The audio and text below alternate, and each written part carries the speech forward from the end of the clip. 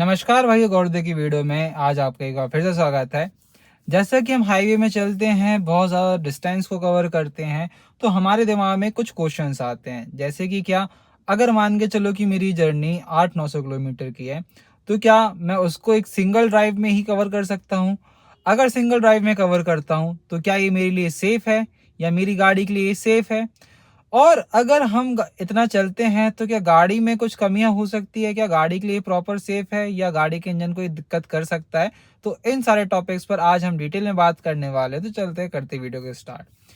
तो सबसे पहले समझते हैं कि जब भी हम हाईवे में निकलते हैं तो हम वैसे मेनली हो सकता है कि कुछ लोग 100-200 किलोमीटर ही उनकी जर्नी रहती होगी, किसी किसी की 500 किलोमीटर, किसी की 800, किसी की 1000 के, उनको दिन में इतना कवर करना पड़ता है। तो ऐसी सिचुएशन में दो चीज़ें होती हैं, या मान के चलते हैं कि दो फैक्टर्स पे हम काम करते हैं। पहले हम गाड़ी को लेके बात करते हैं, सेकंड हम लेते हैं अपने ऊपर। लेकिन इसमें पहले मैं बताता हूँ कि हम अपने ऊपर, यानी अगर हम इतना लॉन्ग डिस्टेंस कवर करते हैं तो क्या ये हमारे लिए सेफ है या नहीं, चलो मैं बताता हूँ। सबसे पहले तो अगर आपकी गाड़ी एक एसयूवी है, सेडान है, हैचबैक है या कोई बड़ी गाड़ी है, तो उसके ऊपर डिपेंड करता है कि गाड़ी में कंफर्ट कितना है। अगर गाड़ी कंफर्टेबल है तो आप चाहे 100 चलाओ चाहे 500 चलाओ, आपको थकान नहीं होगी। लेकिन अगर आप रेगुलर गाड़ी चलाते हैं, हो सकता है कि अगर आप नाइट में ड्राइव करते हैं तो नाइट में ड्राइव करना इतना सेफ नहीं है। क्यों सेफ नहीं है? क्योंकि होता क्या है कि जैसे अगर आप नाइट में ड्राइव करते हैं तो बाय चांस अगर आपकी आंख लग गई, आंख लगने की भी बहुत सारे रीज़न हो सकते हैं। कि हो सकता है कि आपने रात में अगर खाना ज़्यादा खाया है, अगर आपकी नींद प्रॉपर नहीं है, तो ये सारी चीज़ें हो सकती हैं, यानी रात में आंख लग सकती है और जिसके कारण हो सकता है कि एक्सीडेंट हो जाए।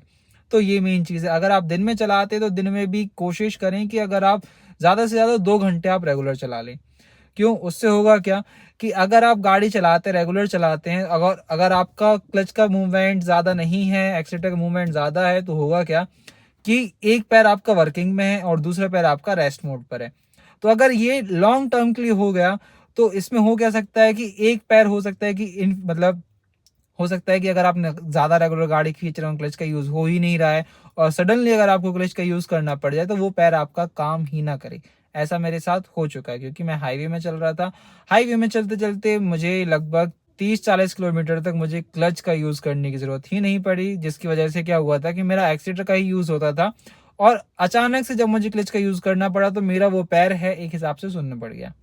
इसका एक मेन चीज़ ये है कि मेरी हाइट यहाँ 6 फीट है। सेकंड, मेरे पास ऑल्टो 800 है। तो जब इतनी बड़ी हाइट वाला बंदा गाड़ी चलाएगा तो उसके पैर, सीधी सी बात है कि गाड़ी में टकराएंगे। और क्योंकि क्लच का यूज़ नहीं था तो गाड़ी में डेड पेडल आता नहीं है, तो पैर की पोजीशन एक जगह ही थी, पैर हिला ही नहीं था। और अगर आपका कोई बॉडी ऑर्गन एक ही पोजीशन पर है लंबे समय तक, तो वो सुन्न हो जाता है। तो वो सुन्नपन भी हो सकता है कि आपके साथ आ जाए। इसलिए हो सके तो अगर आप लॉन्ग ड्राइव करें तो आप दोनों पैर का ही प्रॉपर यूज़ करें, दोनों हाथ का ही प्रॉपर यूज़ करें। नहीं तो होगा क्या कि जैसे एक हाथ से हम गाड़ी ड्राइव करते हैं तो लेफ्ट हैंड प्रॉपर वर्किंग में नहीं है, तो हो सकता है कि ये भी सुन्न हो जाए। तो एक वर्किंग में रहता है, एक वर्किंग में नहीं रहता है, तो ये एक मेन फैक्टर है जिसके कारण आपको नुकसान हो सकता है। चलो, ये तो हमने अपने बारे में बात कर ली है।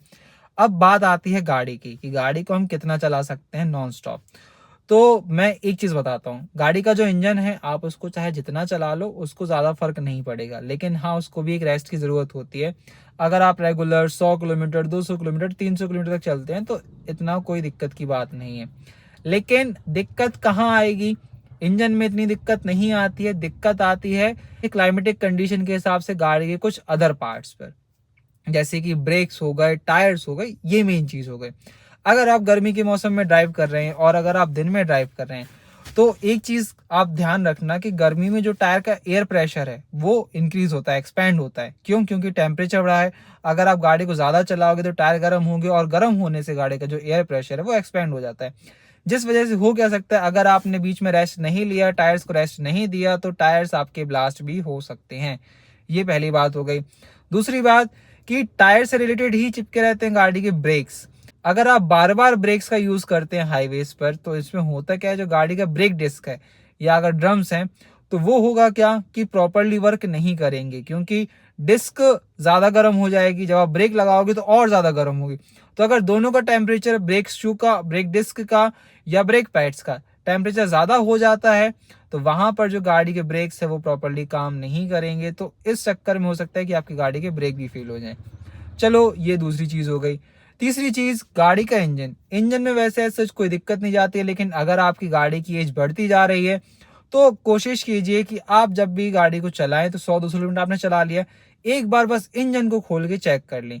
क्यों कि जैसे जैसे गाड़ी की एज बढ़ती जाती है तो गाड़ी के इंजन के कुछ पार्ट्स ऐसे होते हैं जो एक टाइम के आने के बाद खराब हो सकते हैं। जैसे हो सकता है कि कूलेंट अगर लीक कर रहा हो, वैसे अगर आप चेक करके निकलते हैं घर से कि हाँ गाड़ी का कूलेंट प्रॉपर है, कूलेंट की कंडीशन ठीक है, इंजन ऑयल का लेवल ठीक है, ब्रेक ऑयल का लेवल ठीक है, गाड़ी में पानी, सारी चीज़ें ठीक है, तो कोई दिक्कत नहीं है। लेकिन अगर आप 5 मिनट रुक के इंजन का बोनट ओपन करके एक बार सारी चीज़ों को देख लें, जब गाड़ी का इंजन गर्म हो तो आपको कूलेंट को छेड़ने की जरूरत नहीं है, वो अलग से ही आपको उसके टैंक में दिख जाता है कि कितना लेवल है। कूलेंट को छोड़ के आप इंजन ऑयल चेक कर सकते हैं कि इंजन ऑयल प्रॉपर है या नहीं है। ये सारी चीज़ें आप चेक करें तो हो सकता है कि हाँ आपकी जो जर्नी है वो प्रॉपर हो जाएगी। नहीं तो होता क्या है कि अब जैसे मेरी गाड़ी की एज 12-13 साल की हो चुकी है और अगर मैं नॉन स्टॉप गाड़ी को चलाते जाऊँ बिल्कुल ध्यान ना दूँ, तो हो सकता है कि इंजन से कहीं कुछ ऑयल वगैरह लीक करने लग जाए। वैसे होता नहीं है ये, लेकिन कुछ पार्ट्स की एज होने वाली है, तो एज के कारण वो पार्ट्स हो सकते हैं कि खराब हो जाएं और वहां पर वो मुझे दिक्कत दे। तो ये सब बातें हैं। अगर आप लॉन्ग जर्नी पर निकलते हैं तो अगर आपको गाड़ी चलानी है तो मैं ये कहता हूँ कि आप 200 किलोमीटर 250 किलोमीटर नॉन स्टॉप चला लो, 2-3 घंटे नॉन स्टॉप चला लो, कोई दिक्कत नहीं है। लेकिन उसके बाद आप खुद को भी रेस्ट दो, गाड़ी को भी रेस्ट दो। अगर आप खुद को रेस्ट नहीं दोगे, थकान ज्यादा होगी, थकान के कारण हो सकता है कि आपको नींद लगे और नींद के कारण हो सकता है कि आपका एक मेजर एक्सीडेंट भी हो जाए। सेकेंड थिंग, गाड़ी, जैसे कि मैंने बताया अगर गर्मी का मौसम है तो गाड़ी के जो टायर प्रेशर है वो ज़्यादा बढ़ जाता है और ब्रेक्स भी प्रॉपरली काम नहीं करते हैं अगर आप हाईवे में बार बार ब्रेक लगाते हैं तो ये सारी बातें हैं गाड़ी से रिलेटेड। अगर हम हाईवे में निकलते हैं, लॉन्ग डिस्टेंस को कवर करते हैं तो कितनी गाड़ी चलानी है इसके बारे में। तो फिलहाल आशा करता हूँ कि आपको समझ में आया होगा आज का टॉपिक कि हमें गाड़ी कितनी चलानी है नॉन स्टॉप और हम कितना चला सकते हैं। वैसे अगर आपको 500 किलोमीटर भी चलाना है तो आप कुछ चला सकते हैं अगर आपकी बॉडी की कैपेसिटी है। गाड़ी इतनी कैपेबल होती है कि गाड़ी इतनी चल जाए नॉन स्टॉप। तो फिलहाल अभी करता हूँ वीडियो को मैं यहीं एंड। अगर आपको वीडियो अच्छी लगे तो वीडियो को लाइक जरूर करें, चैनल पर नए हो तो चैनल को सब्सक्राइब जरूर करें। वीडियो देखने का बहुत बहुत धन्यवाद। Thank you so much. Tata.